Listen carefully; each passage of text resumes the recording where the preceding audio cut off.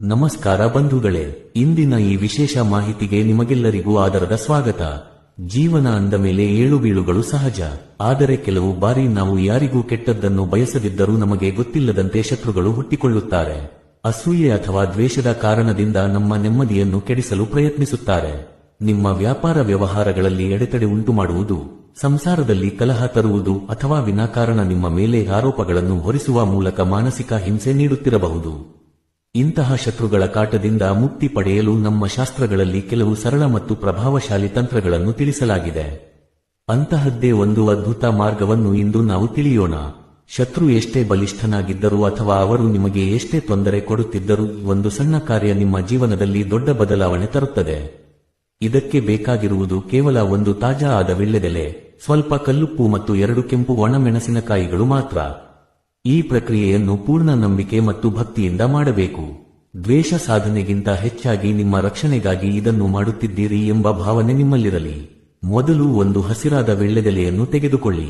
ಅದರ ಮೇಲೆ ನಿಮ್ಮ ನೆಮ್ಮದಿಯನ್ನು ಕೆಡಿಸುತ್ತಿರುವ ಅಥವಾ ನಿಮಗೆ ಹಿಂಸೆ ನೀಡುತ್ತಿರುವ ಆ ವ್ಯಕ್ತಿಯ ಹೆಸರನ್ನು ಸ್ಪಷ್ಟವಾಗಿ ಬರೆಯಿರಿ.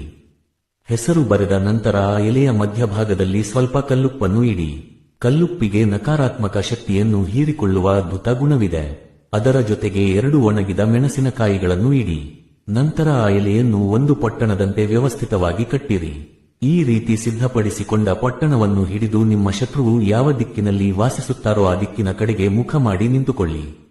ನಂತರ ಆ ಶತ್ರುವು ಇನ್ನು ಮುಂದೆ ನಿಮ್ಮ ತಂಟೆಗೆ ಬರಬಾರದು ಮತ್ತು ಅವರ ಕಾಟದಿಂದ ನಿಮಗೆ ಮುಕ್ತಿ ಸಿಗಬೇಕು ಎಂದು ಮನಸ್ಸಿನಲ್ಲಿ ಸಂಕಲ್ಪ ಮಾಡಿಕೊಳ್ಳಿ.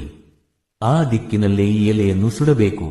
ಅದು ಪೂರ್ಣವಾಗಿ ಸುಟ್ಟು ಭಸ್ಮವಾಗುವವರೆಗೆ ಅಲ್ಲಿಯೇ ಇದ್ದು ನಂತರ ಹಿಂದಕ್ಕೆ ತಿರುಗಿ ನೋಡದೆ ಮನೆಗೆ ಬಂದು ಕೈಕಾಲು ತೊಳೆದುಕೊಳ್ಳಿ. ಬಂಧುಗಳೇ, ಈ ತಂತ್ರವನ್ನು ಮಾಡಿದ ನಂತರ ನಿಮ್ಮ ಶತ್ರುಗಳು ನಿಮ್ಮ ವಿಚಾರಕ್ಕೆ ಬರುವುದನ್ನು ನಿಲ್ಲಿಸುತ್ತಾರೆ. ಅವರ ಮನಸ್ಥಿತಿಯಲ್ಲಿ ಬದಲಾವಣೆಯಾಗಿ ನಿಮ್ಮ ಮೇಲಿನ ದ್ವೇಷ ಕಡಿಮೆಯಾಗುತ್ತದೆ. ನಿಮ್ಮ ವ್ಯಾಪಾರದಲ್ಲಿ ಅಥವಾ ಸಂಸಾರದಲ್ಲಿ ಇದ್ದ ಅಡೆತಡೆಗಳು ದೂರವಾಗಿ ಶಾಂತಿ ನೆಲೆಸುತ್ತದೆ. ಯಾವುದೇ ಕೆಟ್ಟ ಉದ್ದೇಶವಿಲ್ಲದೆ ಕೇವಲ ನಿಮ್ಮ ಸ್ವಯಂ ರಕ್ಷಣೆಗಾಗಿ ಈ ಮಾರ್ಗವನ್ನು ಅನುಸರಿಸಿ ಮತ್ತು ಶುಭ ಫಲಗಳನ್ನು ಪಡೆಯಿರಿ. ಈ ಮಾಹಿತಿ ನಿಮಗೆ ಉಪಯುಕ್ತವೆನಿಸಿದರೆ ಇದನ್ನು ಇತರರಿಗೂ ಹಂಚಿಕೊಳ್ಳಿ. ಲೋಕದ ಎಲ್ಲರಿಗೂ ಒಳ್ಳೆಯದಾಗಲಿ. ಧನ್ಯವಾದಗಳು.